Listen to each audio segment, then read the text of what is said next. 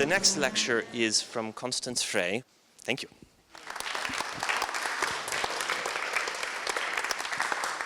Hello, everybody. I will first of all thank Mr. Akoka for his invitation and all the organizers. And I apologize for my English, and I will read a paper to have all the right words to talk about my paintings. So I will sit down. So my conference will deal with bow technique in paintings from the 16th to the first half of the 18th century. And we will try to reconstruct the sound of the bowed instruments through the different ways of placing the instruments against the body and the different ways of holding the bow. Every position offers technical possibilities which are reflected in a certain way in scores of the time. I studied a lot of scores of the time. So that way I would like to create a bridge between paintings and scores. After a careful examination of the representation of musicians by painters, we will check a few scores of these centuries in order to enrich and complete our musical knowledge of this period. So to start with an uncommon subject, here is a painting by the Italian master Cosmetura, who was active in Ferrara, in the north of Italy, presenting different musicians surrounding the Madonna. I think the reproduction is not so good. Maybe we can have light on the slides, yeah? Yeah, we don't see much of this reproduction. Or maybe checking the... Yeah, okay. Well, then I don't see my paper. So, in the middle of the painting, on each side of the Madonna, yeah, it's very... It's very small. On each side of the Madonna, there are two angels playing old bowed instruments, like rebec. So the stick is really convex, and the bow hold is not visible at this distance. And on the other hand, the position of the right hand on the stick seems clearly at the frog and not above.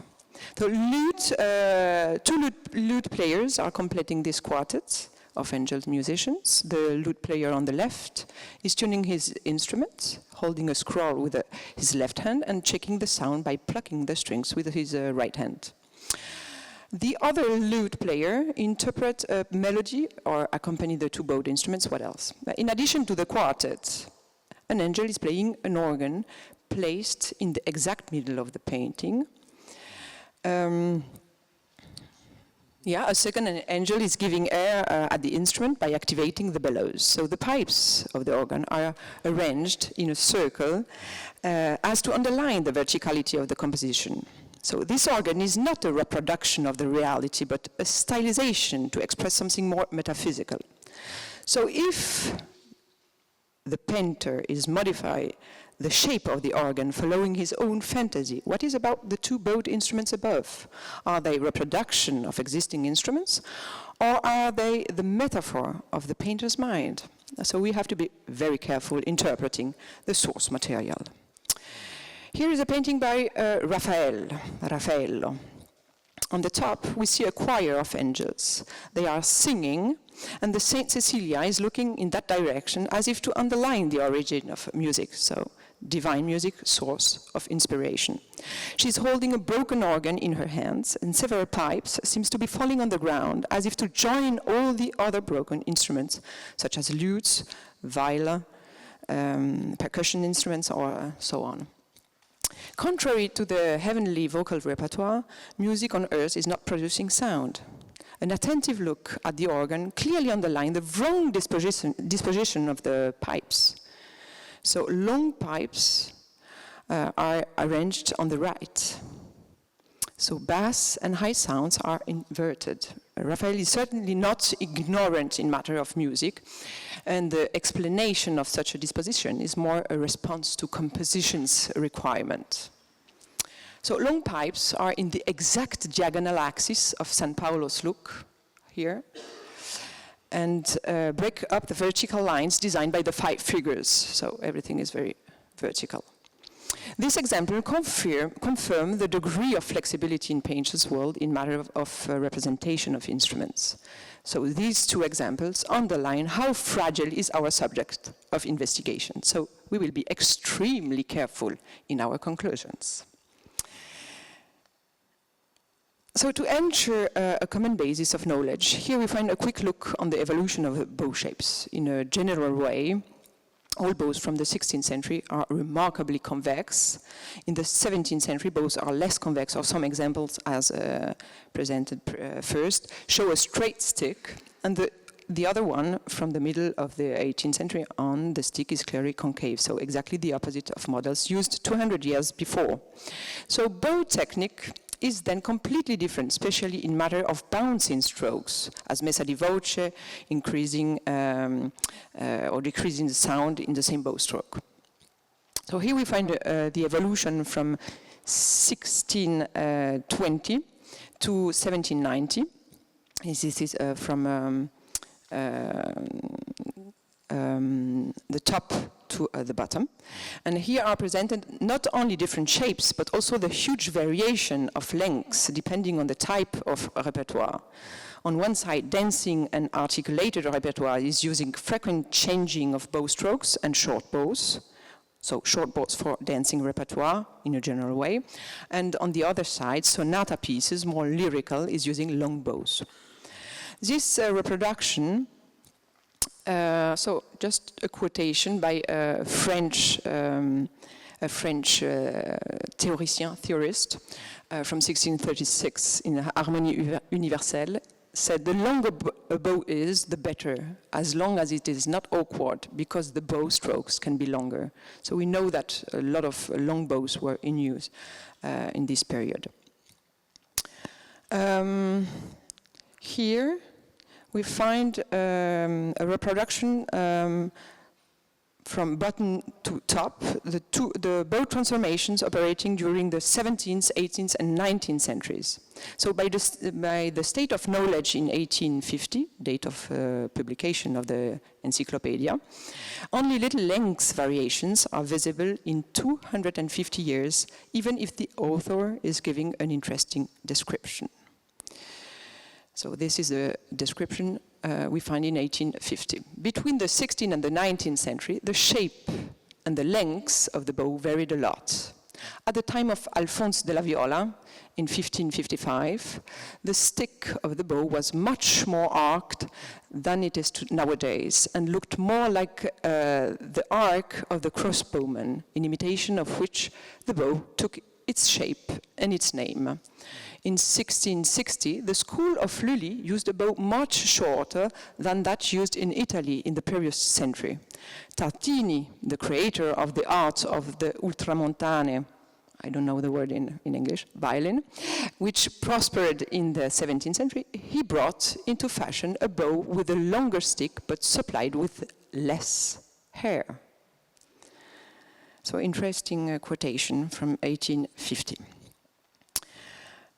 So the frog or not present also some important differences that have a strong influence on the bow technique. 16th century models have a fixed hair without the possibility of varying the tension. That means during a rainy day the hair is soft, and consequently the sound is less precise and clear. On the other hand, a sunny and dry day offers good condition for players. 17th century sticks are more sophisticated. To vary the tension, some specimens have a rack, others present a kind of interchangeable frog in order to play music in all situations, adapting the tension of the hair with a lot of precision. So here you have an example of a lot of different frogs to be adapted with the weather. The bow is an original one, and the white frogs are copies. The next step in matter of bow evolution is, of course, the appearance of the screw at the end of the 17th century. So about the bow holds, some authors are giving instruction for how to place the hand on the stick and at which distance from the frog. Of course, this have a very huge influence on our bow technique. So Ganassi, for instance, speaks clearly about 3 fingers on violin da gamba instruments, as we will see in paintings. This bow hold is common during the 17th century, also for da braccio instruments, but creates certainly some problems when bouncing technique is required by composers. So this is what Ganassi said in 1542. So you know that the bow is to be held with 3 fingers, that is to say the thumb, the index and the middle fingers. The thumb and middle finger ensure in holding the bow that it does not fall, and the index finger serves to for strength and stability, keeping it on the strings and exerting more or less pressure according to need. Some other sources are giving information on the distance between the frog and the hand. So here we find a description from 1785. So we take the bow with the right hand at the distance of approximately 2 inches from the frog, holding it with the first 4 fingers. The thumb and the first 2 fingers are placed on the stick, and the fourth or annular on the hair, which is placed on the strings.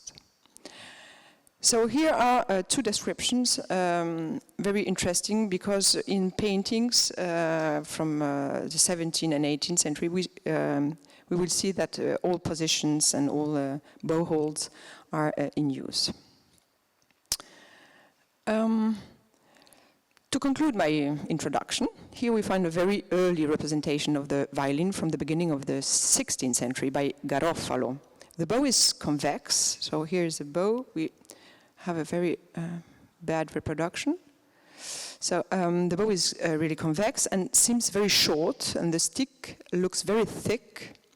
And most of all, the body of the violin is incredibly modern. So the bow had a considerable evolution with a new system for stretching the hair, new kind of hair, first silk and then horsetail hair, and different kind of wood. But we know very little about bow makers, as the bow was in constant evolution and improvement.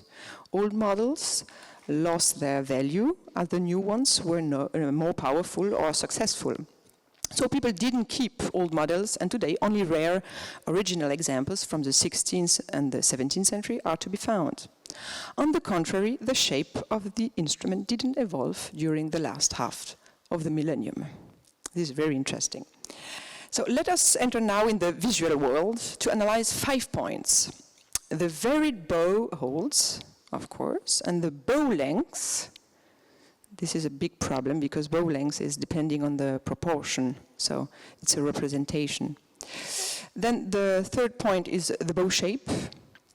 The 4th one is the different way of positioning the instrument against the body. And the position of the bridge, of course, all elements that are completing our knowledge of the old bow technique and consequently on the sound of bowed instruments da braccio.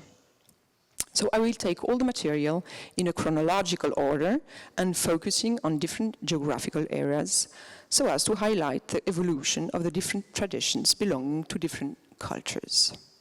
Yes, we will have a look on Italian painters, a lot of Italian painters, a few French painters, and a few German painters, just to compare.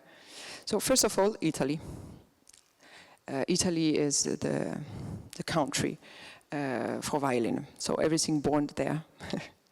So that's why I start with Italy. I said that my research deals with paintings from 16th, 17th, and 18th century. I just take an example earlier to look what which type of instruments were in use in this period. So here we find a special type of instrument. It seems like a lira da braccio, so we will put our attention on this angel. And it's from Fra Angelico in 1430. So we see an angel on the right side holding a very long and convex bow. So here is not very clear because the colors are not in contrast. So the bow is very convex. And placing his hand at the frog, really at the frog, So, I mean, it looks like. So long bows were probably in use during the 15th century. And the body of the instrument, probably a lira da braccio, is against the neck. So presenting a modern position, still in use today, of course. At this time, no devices are used, of course. This is just a position. The instrument is quite heavy, so maybe it's, this is a reason for having the instruments against the neck. In the second painting, in this one, Fra Angelico presents an angel playing a rebec, so small instruments, very light. And it's placed against the neck. So the matter is not on heavy instruments or on light instruments. The bow is really shorter than the bow in the preceding painting, and the right hand is placed at the frog, really at the frog. The thumb and the first finger are holding the bow, and the second, third, and fourth fingers are not touching the stick. So which kind of sounds can we have if we have this kind of bow hold? That's the question. Gaudenzio Ferrari, other Italian painter, now from 16th century, is reproducing an angel having a real violin, a model quite similar to the one painted by Garofalo in 1506. So note that the position of the bridge is level with the feet of the F-holes. This is also very interesting because the tension of the strings depends on the place of the bridge. So even if he's not playing on the instrument, the right hand has a curious position, very curious, holding a very short and curved bow with the thumb placed between the stick and the hair.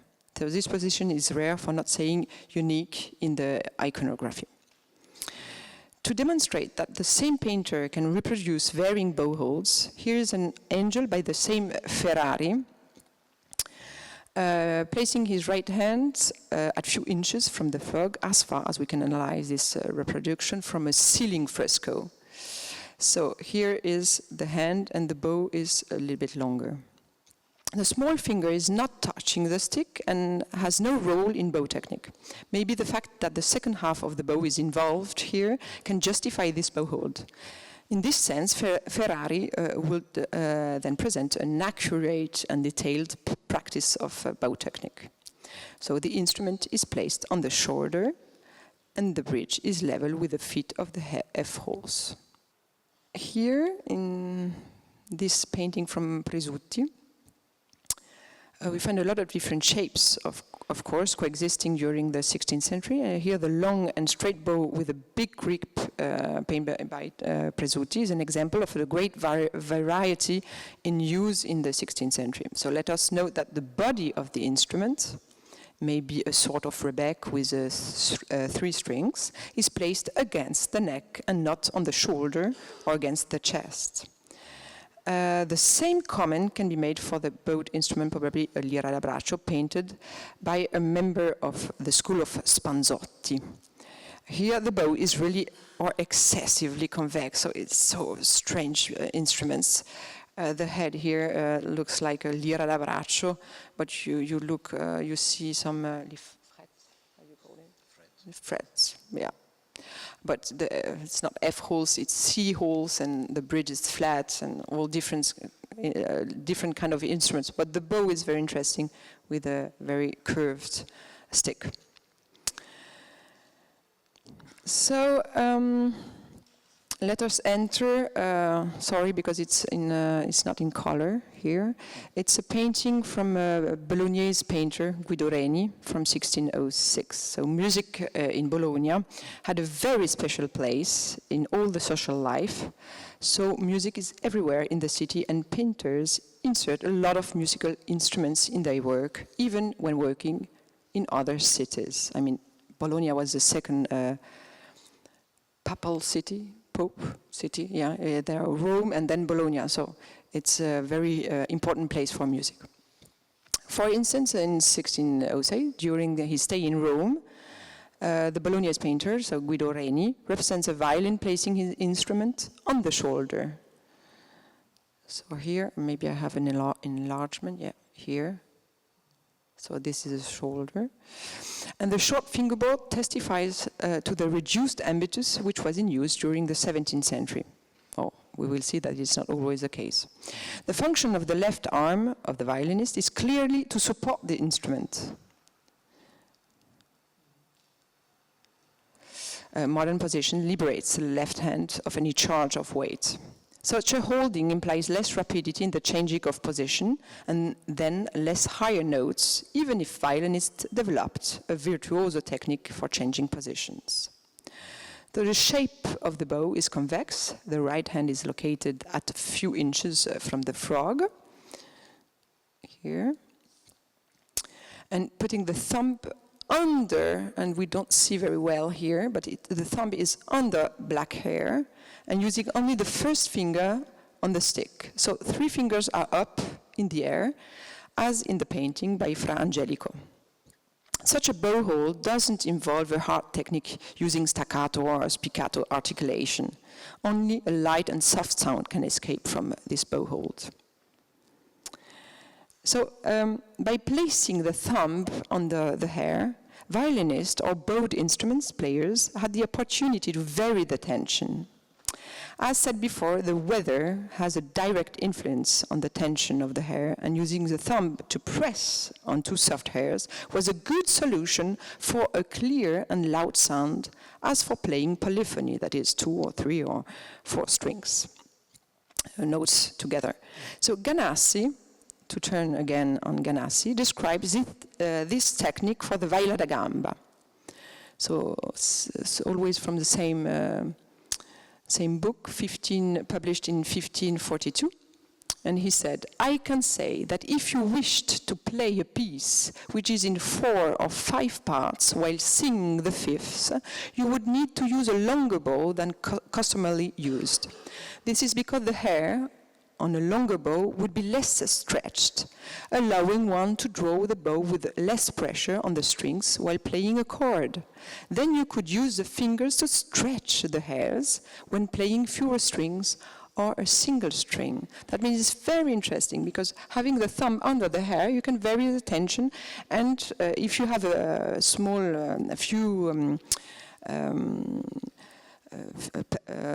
piece with a polyphony or few strings together, then you can relax the thumb, and having the hair on the 4 or 3 or 2 strings.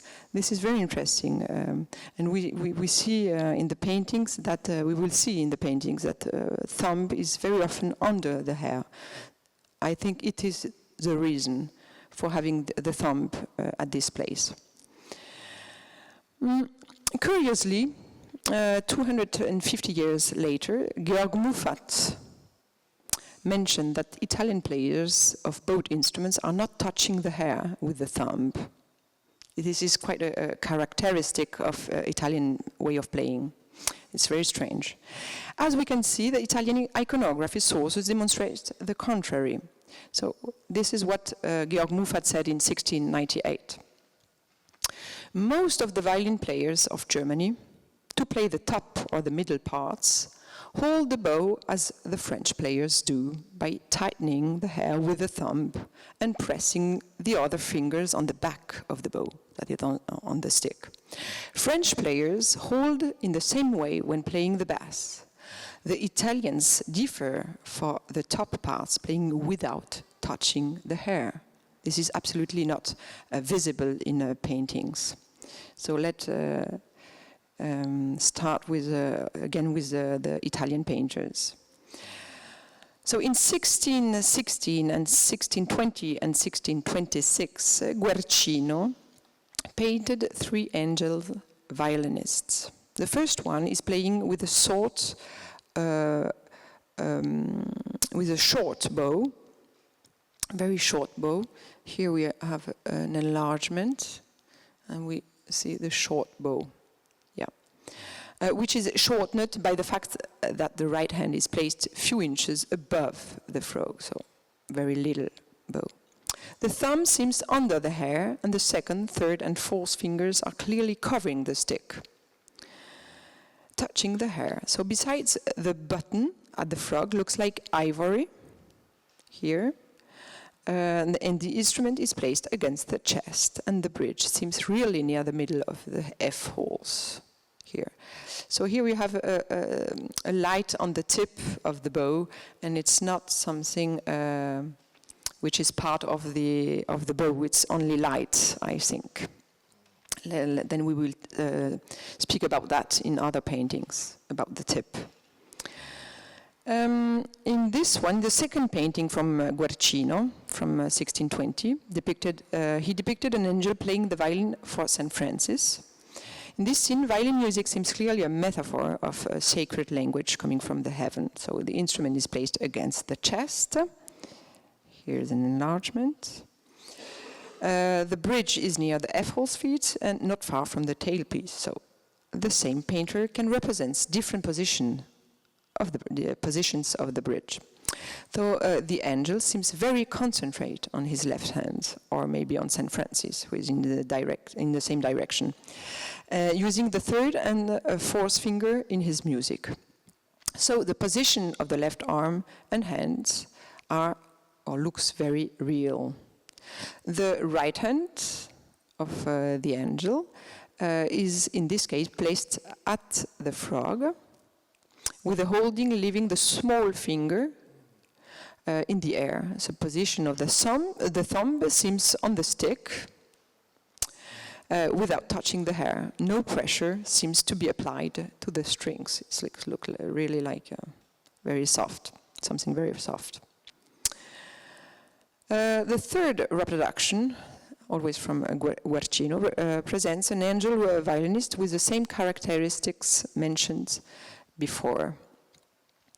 Know that the bridge seems to be placed near the middle of the F holes and not at the feet, so near the middle of the F holes. And as nothing is visible of the lower part of the bow, we cannot say anything about the bow hold.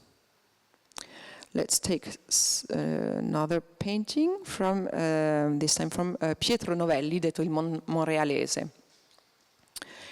So here, this painting by Pietro Novelli offers a splendid Apollo playing the violin. The chest position on the instrument is clearly represented. The fingerboard is short and the bridge is placed near the feet of the F-holes. So while playing a tune, Apollo is using a right hand, almost like the violinist of Guercino's playing in 1616.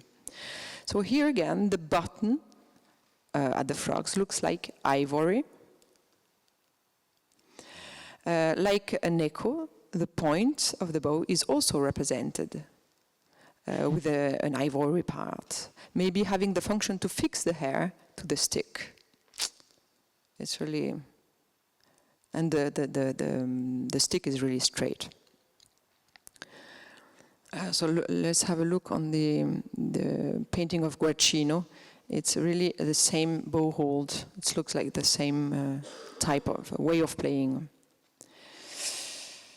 So now we will pass on the Napolitan painter, Bernardo Cavallino.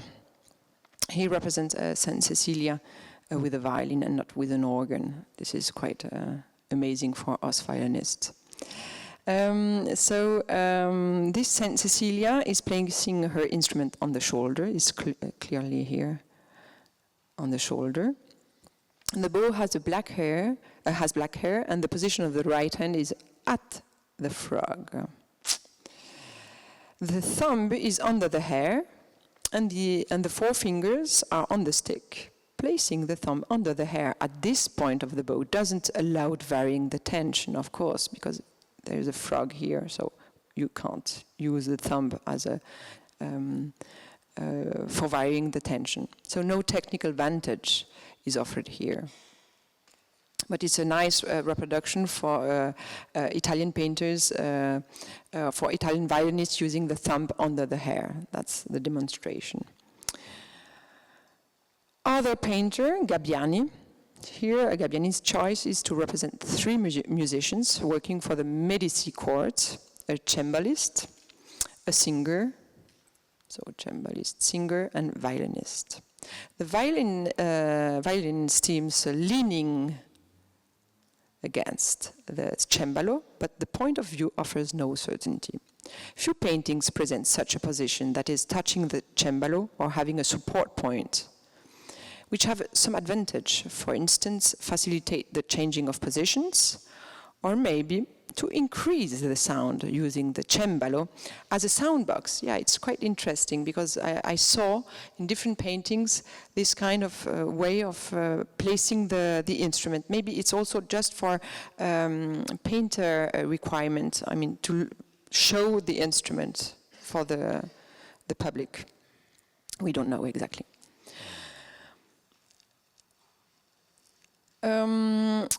So the bridge, here we don't see very well, but the bridge is placed near the middle of the F-hole. So we have until now some examples with the bridge on the feet, at the feet of the F-holes, and sometimes in the middle or near the middle of the F-holes.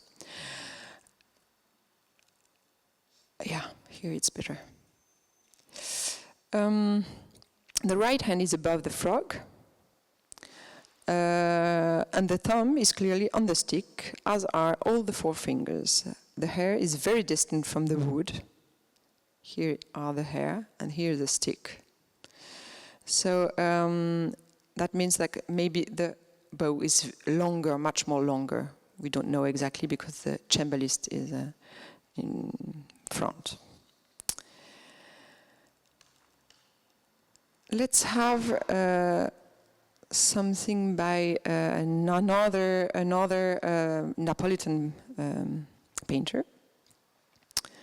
I'm sorry for that kind of reproduction. On my computer, everything looks much better. I don't know why. It's really a bad quality here. So the violinist of Pasqualino shows with a great precision the bow holding. And you don't have a real look at this. So the hand and the bow, the violin here. Only the thumb and the first finger are holding the stick. This very short stick recalls the description of the Encyclopedia published in 1850. We saw before. So in the Encyclopedia, we had the information that in 1660 the school of Lully used a bow much shorter than the one used in Italy in the previous century. So maybe he's painting something like a French way of playing. I don't know. That's a question, because French had a huge influence in Neapolitan in this period. So maybe Pasqualino is depicting this French style and taste. The two other fingers are on the wood, and the small one has no function. So the small finger, that means when playing on the lower part of the bow, it's quite difficult without the small finger. This is a violin lesson, so under the watchful eyes of two young men. And the intention of the Neapolitan painter is to focus on the violin. He must have had a special care depicting all the details of the violinist. So, I mean, we hope so, having entitled the painting a violin lesson. The instrument is against the neck, and the fingerboard is short, and the bridge is near the F-hole's feet, not far from the tailpiece. The angel presented by Franceschini is full of elegance. Here it is. Holding the bow with only 3 fingers, as said by Ganassi first. Placing the thumb under the hair, here you see clearly the thumb under the hair, above the frog. This position facilitates a polyphonic technique, adjusting the tension of the hair in function of the number of strings. The fingerboard looks longer, and the bridge is near the middle of the F-holes, and without using the chin on the instrument, the violin is placed on the shoulder, not far from the neck. Here we find a trio of bowed instruments painted by Longhi. So you have 1, 2, and 3. All three musicians are using long bows that play to play a written music here. They are reading a score on the table or on a piano cembalo covered by with a red cloth. Their hands are not directly at the frog, but placed higher. And two musicians are placing the instrument against the neck, and the chin seems involved when playing. That is, this one and this one. The third one on the left has the instrument on the shoulder, and his position differs from the other. So this reproduction highlights the variety of positions that coexisted in the same period. Just look at a cards player and a dog are listening to music. It's a quite funny painting. It's interesting because the position of the music in the social world. So this is only entertainment, playing cards and with dogs. In this painting, no, it's an engraving, sorry, from 1744. Here is Francesco Maria Verracini, who is playing with a very, very long bow and straight. Of course, we are much later in the century, 1744, in the middle of the 18th century. And this is why the shape and the length change. He's placing his thumb between the stick and the hair and forming a circle with the first finger and not the second one, the first one. So the second and the third fingers are on the stick and the small one is in the air. Up. So we see clearly the position, first one and thumb forming a circle and not second and thumb. So it's really different from our position. So the whole hand is placed above the frog and not at the frog. So we see the frog here. And the body of the instrument is against the neck, in the middle and not on the right side. So that's also a quite strange position. As time passes, the fingerboard becomes longer to reach higher positions and notes, but musicians played notes so high that they were beyond the fingerboard. Friedrich Uffenbach, who heard Vivaldi in Venice in 1715, describes the virtuoso technique of both hands, left and right. So he said in 1715, his fingers nearly touched the bridge. There was almost no more space for the bow. He played a fugue on the 4 strings at such speed that everybody quivered. But I could not say that I really enjoyed this performance because it seemed to be too artificial. So really amazing. Imagine to have the look on Vivaldi playing until the bridge. So what can we have? What can we hear? Which kind of music can we hear with such a way of playing? And an Englishman traveling in Europe during the 18th century heard the famous Locatelli playing with such a fury that he remained under the shock. Here's the quotation. So he plays with so much fury on his violin that, according to my modest point of view, he has to broken a dozen a year. Once, while he played in high positions, he sent his little finger through the bridge and was not able to remove it. So, which kind of technique we have at the beginning of the 18th century? That's the question, a good question. So, to go on and have a look on French painters, let's took only few French masters from 17th and 18th century just to have an idea of the situation. So in France, this drawing from Jacques Callot shows a study of a violinist's position.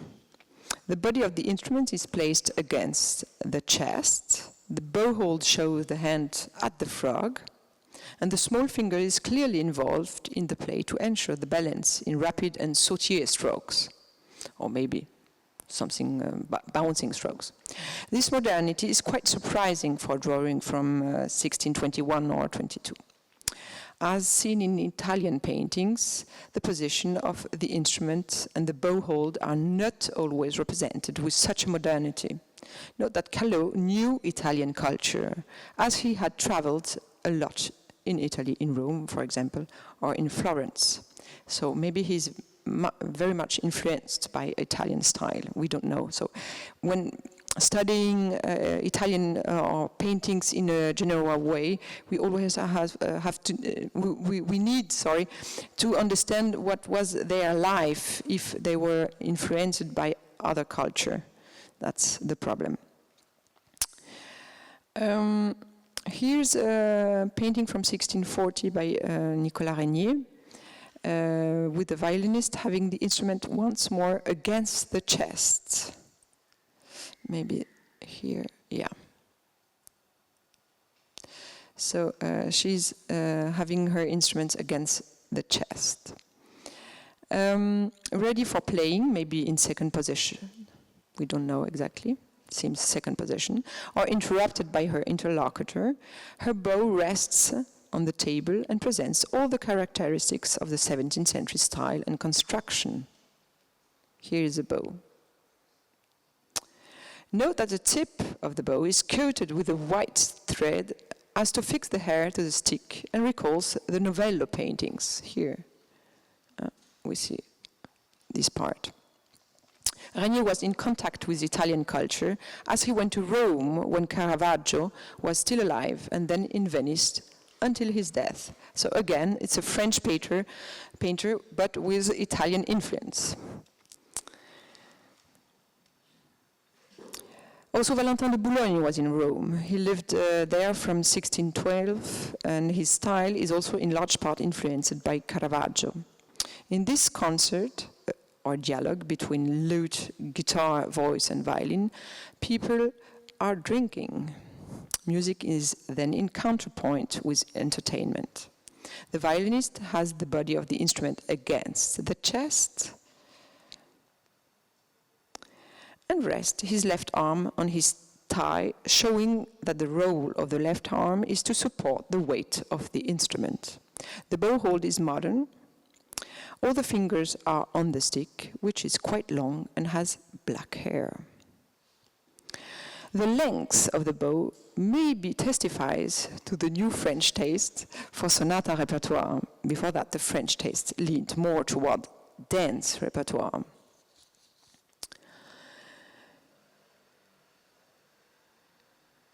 Here is an engraving from 1738, showing a French violinist with a bow hold using the hand clearly above the frog. The small finger is not touching the stick, which is quite long, and the instrument is against the neck, but the chin is not touching the sound box. The bridge is level with the middle of the F holes. And here, the last one for the French part is a reproduction of Geminiani, l'art du violon, art of violin. And maybe it's only an engraving, it's not a painting, of course.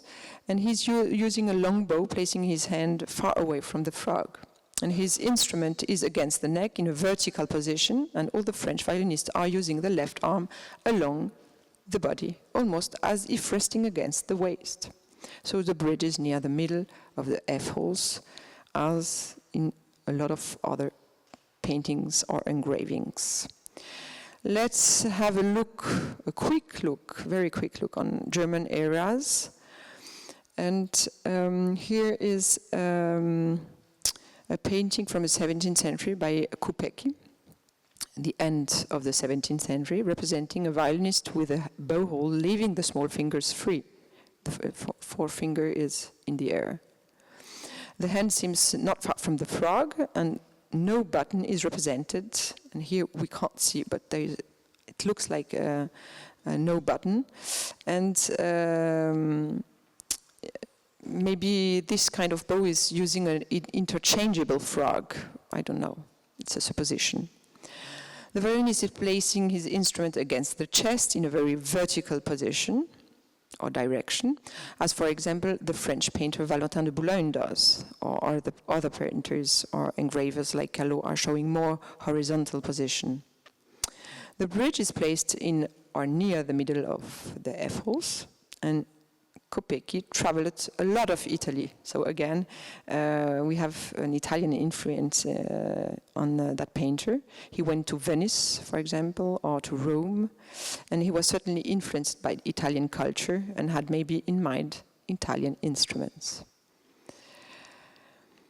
This German violinist is playing with a long and curved bow, placing his hand a little above the frog, leaving the first and the small fingers in the air. Strange, first and four are in the air. It appears that metal wire has been wound around the point to hold the stick and the hair together, like Novelli made in 1631, a century earlier. So the instrument is against the neck in a quite horizontal position, and the bridge is near the middle of the F-holes. The chin is not touching the soundbox, and curiously, no fingerboard is depicted or drawn. So it's a quite strange position. Of course, everybody knows this engraving from Leopold Mozart from 1756. And here, Leopold Mozart is placing his instruments against the neck and doesn't use the chin to hold the violin. So there is no point. The bridge is, in this case, near the F-hole's feet, and the fingerboard is short. His bow hold is modern, and his hand is placed above the frog. So frog and the hand above, using all the four fingers. Note that the tip is elongated and the stick is very straight. The tip is quite elongated. Always in the same treatise, we look a very huge straight bow, very long, with a very long tip. And we can say this, comment as before, but just only a little difference. The bridge is now in the middle of the F-holes and not on the F-hole's feet, like first. Here, the bridge is the tension of the strings, of course, is different if the bridge is placed in different position. So the sound is different. So in order to draw a sort of summary or conclusion, we can say that in Italy, on the 17 paintings analyzed, different sorts of bowed instruments, da braccio, were in use during the 16th and 17th centuries. From a very early period, 15th century, for example, big and heavy instruments like lira da braccio were played, placing the sound box against the neck, as well as small instruments like rebec and violins. But a lot of different examples show instruments placed against the chest or the shoulder, so all positions were in use or coexisted. The fingerboard was always short, but didn't mean that violinists didn't climb to the bridge, as Offenbach said in 1715 about Vivaldi. The bridge was level with the feet of the F-holes, or near the middle. No rule seems to exist. And the bow could have black or white hair in all periods. Long bows were already in use in the 15th century, as Fra Angelico showed, but all types of lengths were adopted by Italian musicians.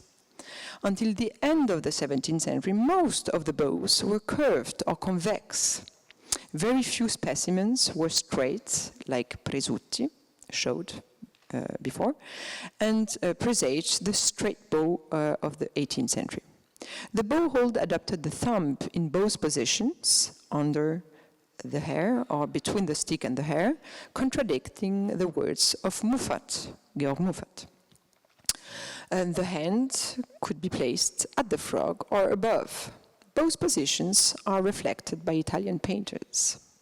In France, on the 5 paintings analyzed, violinist seems to place the body of the instrument first against the chest, then, in the 18th century, against the neck, without using the shoulder position. But we have too few examples for the research to be conclusive. So the position of the bridge could be at the F-hole's feet or in the middle, like in Italy. Everything seems to be more or less like in Italy, perhaps because all the painters have had an experience in Italy.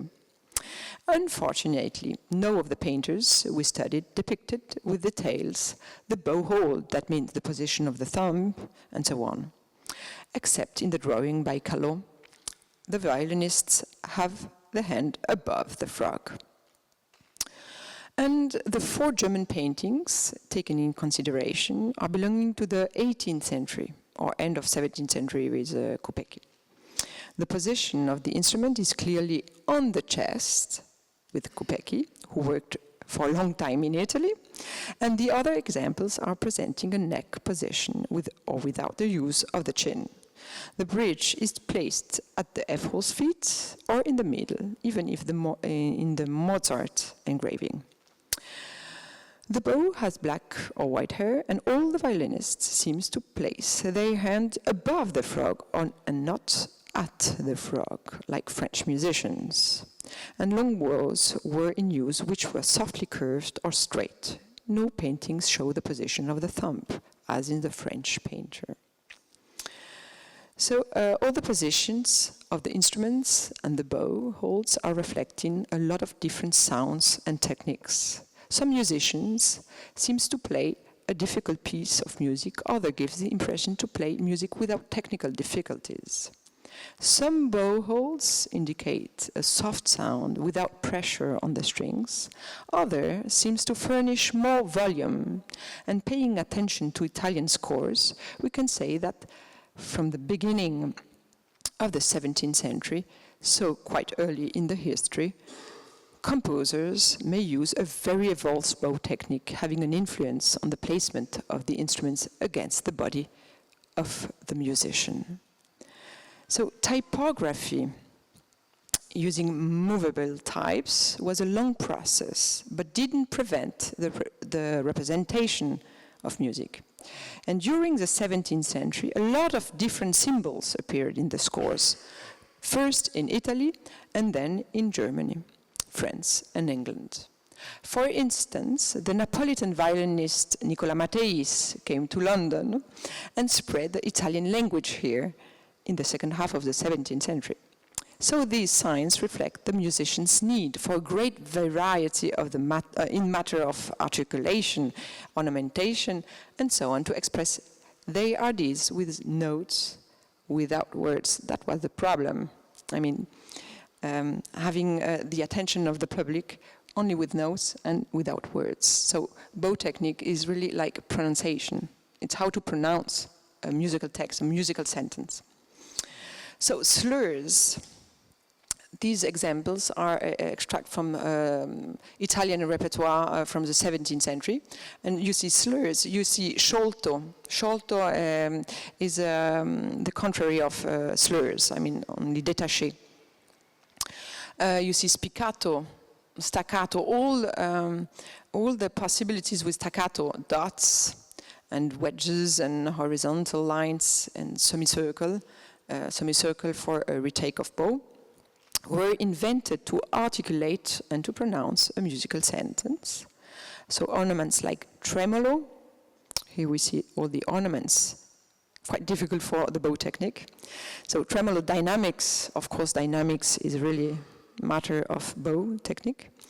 Trills, gruppi, ribattute, puntato, puntato is irregular rhythm, were also created graphically during the 17th century as to underline the affetti expressed by the music. Polyphony existed too. This is a very nice example of polyphony. And scordatura and imitation of other instruments or animals and birds, all that kind of things. That was quite impossible for bow technique. So a huge vocabulary at the disposition of the interpreter. So in this example, we have Pegolotti, reproduction of a score of Pegolotti with, slurs and dots. So this is quite evolved bow technique. It's the end of the 17th century, so it's quite early. So typographers created also a language to represent the phrasing, forming groups of notes. For example, here, for instance, we have 4 notes, and 8 notes. This is without slurs, just to suggest a pronunciation of the text, musical text. So 18th century musicians inherit this incredible and complex vocabulary developed during the previous centuries. So 16th and 17th century bow techniques are the origin and the base of our musical language. Thank you for your attention.